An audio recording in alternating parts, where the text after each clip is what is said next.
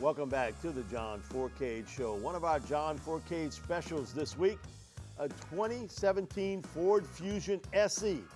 You pay $24,895 or $21,395 right here at Veterans Ford. Again, a 2017 Ford Fusion SE, either $24,895 or $21,395. You won't find a better deal than right here at Veterans Ford.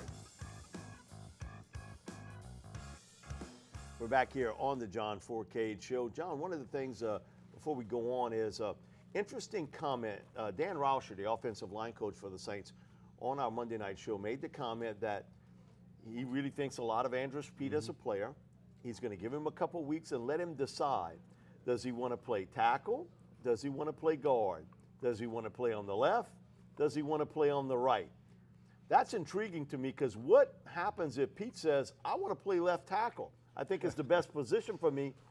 You would then have to move Teron Armstead to the right side. When it was brought up, he said, well, there's a lot of possibilities in this. I think basically right now, they think so much of Peat, they're letting him make a decision on where he wants to play. You know, I don't know too many organizations that do this. This is something new that I've heard. I mean, I'm sure they go to some guys. But when you got an all-pro basically playing your left tackle, granted, he has been hurt. Injuries. He's been injured for the last couple seasons with them. And Peat has come across and played right guard, right tackle a little bit, left guard, maybe left tackle. He's been around. He's played everything across the front line. But when you pretty much put it in his hands to determine where he wants to play, now you're going to move a guy over, which I understand that. Then you're pretty much saying it, okay, Zach Strief, you're going to be back up or back out of here. So, if that's the way it's going about it. Asking players, they need to start asking a lot of other players where you want to play or get out of here or something, because something needs to be changed with this organization. That was an intriguing answer to the question. And, wow. Man, we got more answers on that one in one show than we did in 15 combined. We're going to look at the playoff situation and first week of the playoffs. And the Green Bay and the Giants started off. John, man, the Giants, great defensively. But the scariest guy come playoff time to me is still Aaron Rodgers. And you know what? The Giants have some history with Eli Manning of them getting hot. Their defense has carried them most of the season here. But, man, Green Bay playing in that stadium in that cold, I think that's maybe the best matchup of the weekend. There's no doubt. If you look at both teams, good matchup, good defenses on both sides of football. But let's all be honest. The Giants' offense this season has been one of the worst offenses in football. Don't score a lot of points. My nephew Taylor told me before the show started, he's taking the Giants. And I was like, dude, you drinking a coffee? Or what's going on with you? What you're picking there for? You're Eli lover or what? But you're right about one thing. The Giants have always played pretty doggone good against the Packers. They match up well. Even in Green Bay, they've done very well there. Just ask Brett Favre a few years back. But I look at this game, the way the Packers have ended the season, 6 straight, played some good, solid football, got to where they're at for a reason. At Lambeau, playoff time, cold weather, could be bad. I don't trust the Giants' offense. Another thing, too, is, man, what a great shout-out to Ty Montgomery. This is a guy who was a wide receiver, gets moved to running back, and he's certainly been a big part of that success. Then Seattle, the Seahawks, a football team really beat up on both sides of the football, playing a team in the Lions who not only limped in, it's almost like, how did they get here from the start to the finish? Matt Stafford playing with a bad finger. But again, playing in Seattle is always difficult. But, Seattle kind of got them right where they want them, overconfident that Seattle would win this football game. But Seattle's winning a different way this year. They don't have a great defense. They got a good one. They used to have a great running game.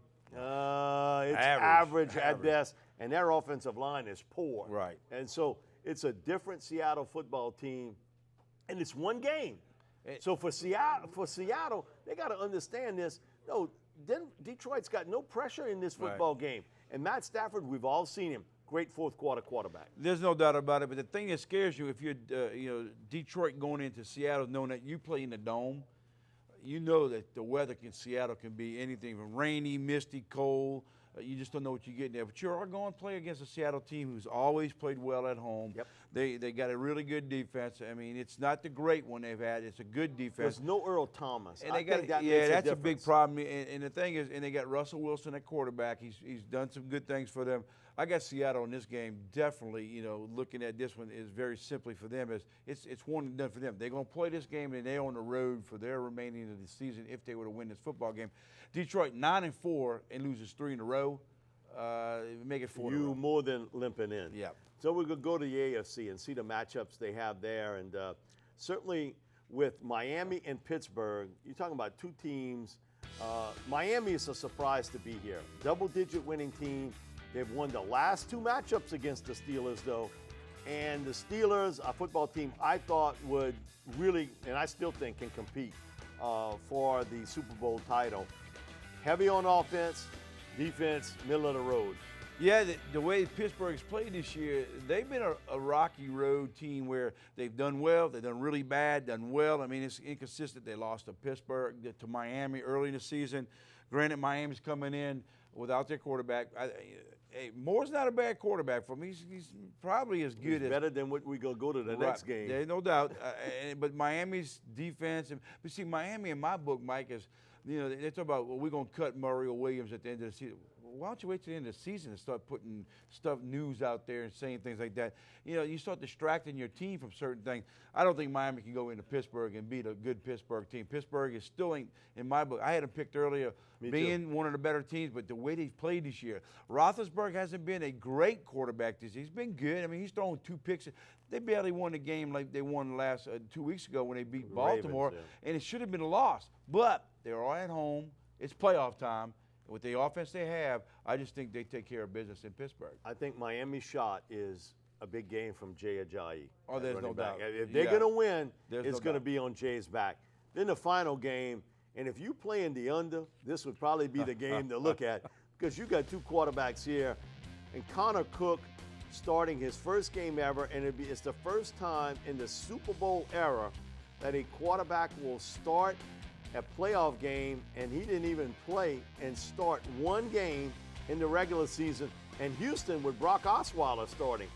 John, if you're looking for offensive football, this is not the game to watch. No, it's not the game that you want to hope for, but there is a bright side for it, for what Houston can bring to the table. Houston does have a really good defense. Number 1 ranked defense. Number 1. Now, with all that being said, there are weapons with Houston's offense. It ain't the quarterback weapon. It's the receivers, a pretty good running game, and a good offensive line. The Raiders don't bring a great defense to the table. When people say, what do you mean? Well, they don't bring a great back-end secondary. You can throw all over their secondary. You might have trouble with the 2 linebackers, maybe throwing the football because they bring heat so much. I like the fact that the Raiders do have a chance here because of their defense and what they have done this year. It just scares me having to start a kid who's never played all year long. But then again, Osweiler could be as worse as any quarterback in the league. He's as bad as they come. Yeah. The only thing that scares me with Connor Cook, and having watched him in college, he was never better than a 60% passer. Right. My goodness, in the college ranks, and you're throwing the football 60% as a senior, you're not going to win much with that. But again, the Raiders kind of in a bad spot here. Their top 2 quarterbacks out. And for the Texans, it wouldn't be for the injury for Savage. Osweiler's not starting either. So, boy, again, if you like a defensive game, this will probably be the one to watch. We'll be back with more of the John Fourcade Show, sponsored each week by Veterans Ford.